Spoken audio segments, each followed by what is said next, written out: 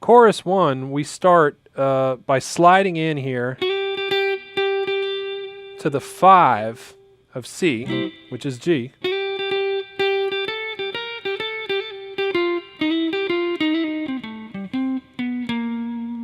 Okay, so it's a long lick that takes us, and we resolve on the dominant 7 there. So let me point out a couple things in here that are kind of cool. So we have this kind of trill lick here. It's a hammer-on pull-off. So we hammer on, pull off, and then pick the G note again, and then land on the 10th fret. So let me demonstrate that slowly.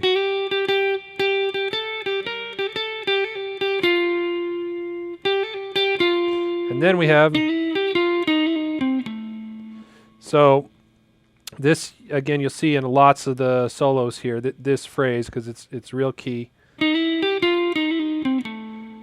So sliding into the major third, picking up the 5, the 4, and then this hammer-on pull-off from minor third to major third, from minor third, major third, back to minor third, and then root to 6.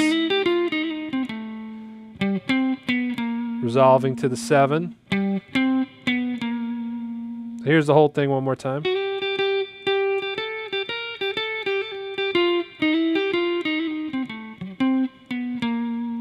Okay, and then now setting up the change to the 4 chord, we have this pull-off right that lands us right on the A note, which is the major third of the 4 chord of F, that is. So we pick the dominant 7, which is where we left off, the last lick. Pick that once, and then pull off from 10 to 8 to 7 on the D string.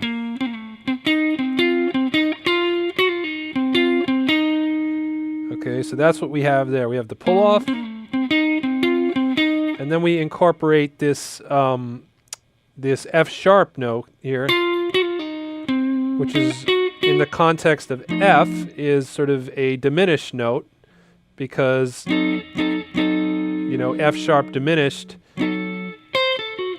works well over F too. So,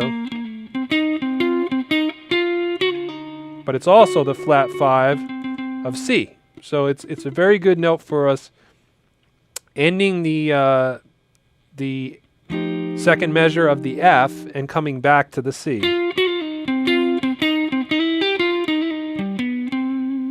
Okay, and then we have this that hammer-on pull-off, but instead of going from the root to the 6th this time, we go to the 5, natural 7 root. So kind of ties it up there. And then for the turnaround, which is a 2-5-1, which is a D minor, 7, G7, back to the C7, we have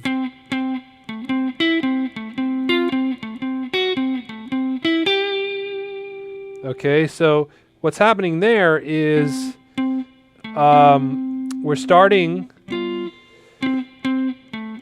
on the G7, we're starting on the 4 there, which is the C, and we're pedaling sort of, or alternating back and forth off of the 9 of G, which is the A, and we're still kind of staying in the blues box. There are different ways to finger this, but I like to stay rooted sort of in my C zone here.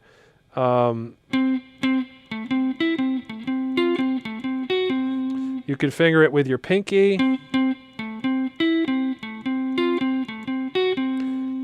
or you could play it up here, which I don't do, or you know, it might be easier for some though.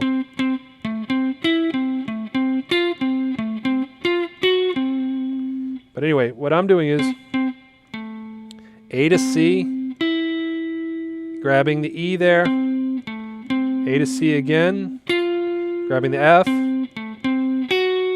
and grabbing the F sharp there on the B string. Now another way to play this would be,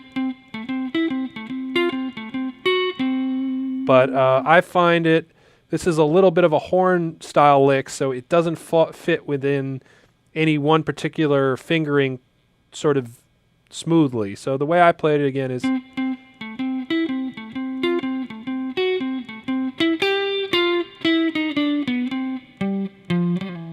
that's how we end there with this little chromatic walk down. After we get through with the turnaround, we end up here on the 5 of C and ending on the major third. So let me play the whole thing through for you slowly so you can follow along. Here we go.